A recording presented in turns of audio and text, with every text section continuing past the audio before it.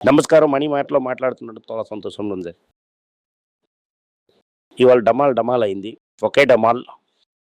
నేను యాక్చువల్లీ మెడ్రాస్‌లో నేను తిరుచిలో ఉన్నాను. రేపు మెడ్రాస్‌కొచ్చేస్తాను.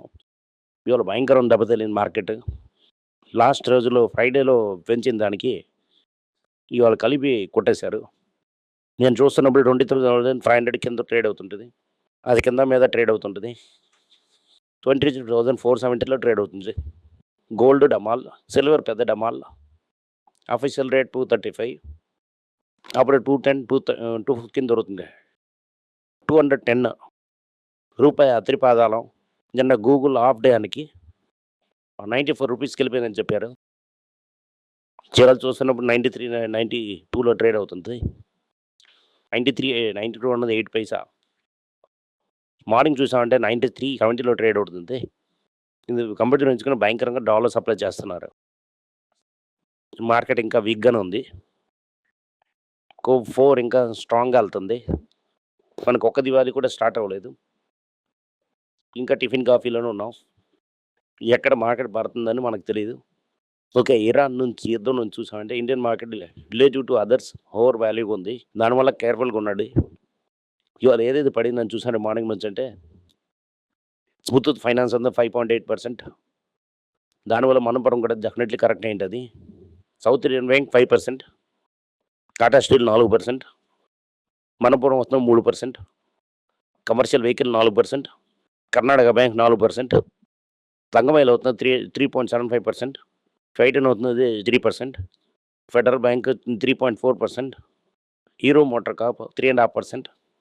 Kalyani jewellers 3.2%. IndusInd bank 3.1%. IDFC bank 295. Doctor Reddy 2.5. IT సౌతన్ 2.1. ఇదంతా నా ప్రజలు కంట్లో కనిపించింది. మొదట గోల్డ్ గురించి మాట్లాడదాం. గోల్డ్ ఎందుకు పడుతున్నది? రీసెంట్లీ ఒక న్యూస్ ఇచ్చాను. అది కింద ఆర్టికల్‌లో వస్తుంది. సార్ మీరు బీబీసీలో మీరు చూడొచ్చు. గోల్డ్ ఎందుకు పడుతున్నది? గోల్డ్ పడడానికి మెయిన్ కారణం యుద్ధం. యుద్ధం జరుగుతున్నప్పుడు నార్మల్లీ గోల్డ్ రేట్ పెరగాలి. ఎందుకు సార్ పడుతున్నది? యుద్ధం వల్ల ఏం జరుగుతుందంటే క్రూడ్ ఆయిల్ రేట్ పెరుగుతున్నది. క్రూడ్ ఆయిల్ రేటు మన డాలర్‌లో మార్క్ అవుతుంది. 1972లో ఒక ఇదొచ్చింది. దానికి వస్తున్న పెట్రోల్ డాలర్ అని చెప్తారు. క్రూడ్ ఆయిల్ పెరిగిందంటే డాలర్ కూడా పెరుగుతుంది. డాలర్ రికార్డ్ లెవెల్‌లో పెరుగుతున్నది. అమెరికాలో ఈల్డ్ సర్జ్ అవుతున్నది. దాని గోల్డ్ డెఫినెట్లీ కింద పడుతుంది. ఇలాగే యుక్రెయిన్ రష్యా యుద్ధం మాత్రం గోల్డ్ కూడా 7, 8 మంత్స్ పడింది. ఇది ఎంత లెవెల్‌లో పడుతుందని మనం అనుకుంటున్నారు. 12,500 డెఫినెట్లీ వెళ్ళిపోతుంది. అదికి అంటే 11,500 వరకు వెళ్తుంది. దాంట్లో రూపాయి ఎంత పడుతుంది? కంప్యూటర్ ఇంజినీర్ రూపాయికి ఎంత కాపాడిస్తారు? అలాగనే ఒక లెవెల్ ఉంది. ఇవాళ ట్రేడర్ వినోద్ చెప్తుంది టెక్నికల్ లెవెల్ చూశారు. ఇంపార్టెంట్ టెక్నికల్ లెవెల్ పడిపోయిందంటున్నారు. ఇక్కడ నుంచి ఇంకా కిందకెళ్తుంది. ఈ 21,400 ఒక మూవింగ్ 4 ఇయర్ మూవింగ్ యావరేజ్ ఉంది. 21,500 దగ్గరికి వెళ్ళిపోతుంది అన్నది వాళ్ళ తల గెస్. ఇక్కడ నుంచి 900 పాయింట్స్ ఎవర్లీ వాళ్ళకి స్టేట్ ఆఫ్ మూవీస్లోని పవర్ ప్లాంట్ అడిచానని వాళ్ళు మళ్ళీ కొట్టారంటే అక్కడికి వెళ్ళిపోతుంది. దానివల్ల ఇంకా నెగిటివ్ వెళ్ళడానికి హోప్ ఉన్నది. సరే ఇలాగ దీంట్లో ఎలాగ పాజిటివ్ వెళ్తాం. 4కి టెంపే ఆపినా కూడా అమెరికా ఆగుతుందా అని తెలియదు. అమెరికా ఆపినా కూడా ఇరాన్ ఆపుతుందో అని మాకు తెలియదు. దీనివల్ల మనం కేర్ఫుల్గా ఉండాలి. గ్లోబల్ మార్కెట్ పడుతూనే ఉంది. మ్యూచువల్ ఫండ్స్ అప్పుడప్పుడు ఏం చేస్తున్నారంటే నేనే రౌడీ అని చెప్పి మార్కెట్ని 5 పెంచినట్టుగా పెస్తున్నారు. అది రిటైల్ ఇన్వెస్టింగ్ మంచిది కాదు. ఇది ఇంకా గట్టిగా దెబ్బతవుతుంది. సో దీనివల్ల మార్కెట్ ఇంకా మోసంగా ఉంటుంది. నేను చెప్పిన ఆర్బీఐ గవర్నర్ క్రిటిసిజం ఇలాగ మార్జిన్ బాండింగ్ అలౌ చేయకూడదని చెప్పినప్పుడు వాళ్ళందరూ సీరియస్గా తీసుకోలేదు. నాకు దేశ ద్రోహి అని చెప్పారు. అలాగంటే ఏంటయిందంటే ఇవాళేమో 1,00,000 crores ఏమో ప్రజలు అప్పు తీసుకొని స్టాక్ మార్కెట్లో వేశారు. మార్జిన్ స్క్వేర్ ఆఫ్ అవుతూనే ఉంటుంది. ఇవాళ కూడా మార్జిన్ స్క్వేర్ ఆఫ్ అవుతుంది. గతను వస్తున్నప్పుడు డబ్బులు వెళ్ళిపోతాయి. ఆ బ్యాంక్ ఏమో డబ్బులు స్టాక్ అమ్మేస్తే డబ్బులు తీసుకుంటుంది. మొత్తం పైన చూసాం మీ డబ్బులు వెళ్ళిపోయింది. దానివల్ల నేను ఐపీఓ ఫండింగ్ ఈ ఫండింగ్కి నేను ఎదురు లేదు. అలాగని మీరు చెప్పారు. మీరు నాకు ఇండియన్ రిఫైనరీస్ ఏం చెప్తున్నారంటే అమెరికన్ ఆయిల్కి వేవర్ ఇచ్చినట్టుగా మేము ఇరాన్ ఆయిల్ తీసుకోవచ్చా అలాగని చూస్తున్నారు. అలాగని ఆయిల్ $112 అని అది కూడా మీద ఉంది. మీకేమో ఇండియా బాస్కెట్ ఏమో ఓకే 140, 148లో ఉంది. దీనివల్ల పెద్ద రిలీఫ్ రాదు. ఇండస్ట్రియల్ డీజిల్ రేట్ ఏమో 12, 15 లెవెల్ పెంచేశారు. ఎన్నో పెట్రోకెమికల్ ప్రొడక్ట్స్ అన్నీ పెరిగిపోయింది. పామ్ ఆయిల్ రేట్ కూడా పెరిగిపోయింది. ప్రీమియం పెట్రోల్ రేట్ కూడా పెరిగిపోయింది. 1 తారీఖు వరకు ఓకే. ఈ బ్యాలెన్స్ షీట్ మెయింటైన్ చేస్తారు గవర్నమెంట్. 1 తేదీ తర్వాత ఈథర్ కట్ చేస్తారు. ఎక్సైజ్ రూపీ అని ఫ్యూల్ కట్ చేసి ప్రైస్ మెయింటైన్ చేస్తున్నారు. లేదా నిత్యావసర రేట్లు పెంచుతారా అని అది మనం చూడవలసింది. మిగతా మొత్తం పెంచేసినా నిత్యావసర రేట్లు పెంచుతారనుకుంటున్నాను. అది పెద్ద ఎక్స్పర్ట్స్ కూడా చెప్తున్నారు. ఎందుకంటే ట్యాక్స్ కట్ చేశారంటే గవర్నమెంట్ తలకు ఫండ్ బ్యాలెన్స్ అవ్వదని చెప్తున్నారు.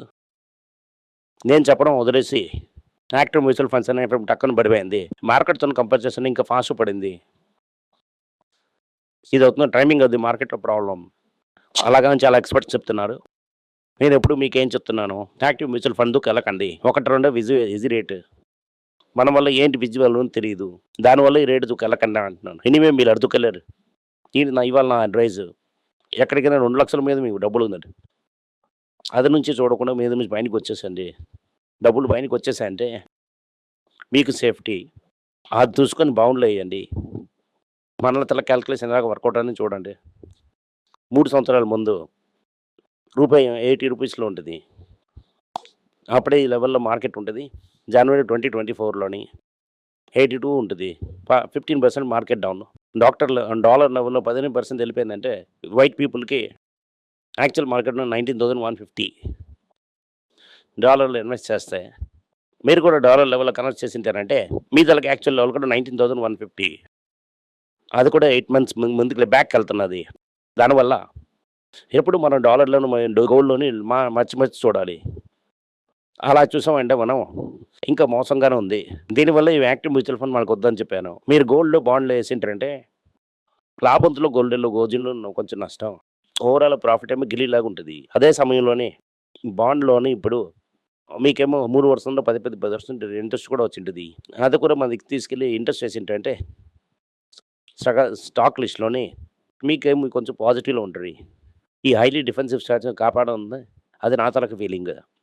అదే సమయంలో అమెరికన్ ఇన్వెస్ట్ చేసి బఫెట్ లాంటి స్టాక్ అని డబుల్ అయింది. దానివల్ల ఇప్పుడు ఎల్ఎన్టీ ఏం చెప్తున్నా ఏంటి పడిందంటే ఇండియా లెవెల్ నాకు అంత లేదు.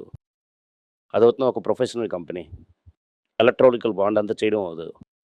దానివల్ల వాళ్ళకి అంత బిజినెస్ లేకపోవడం వల్ల అన్ని బిజినెస్ మిడిల్ ఈస్ట్లో యుద్ధం జరగడం వల్ల వాళ్ళ తలకు బిజినెస్ గోళం పడింది. దానివల్ల వాళ్ళ ఇంకా ప్రెషర్లో ఉన్నారు.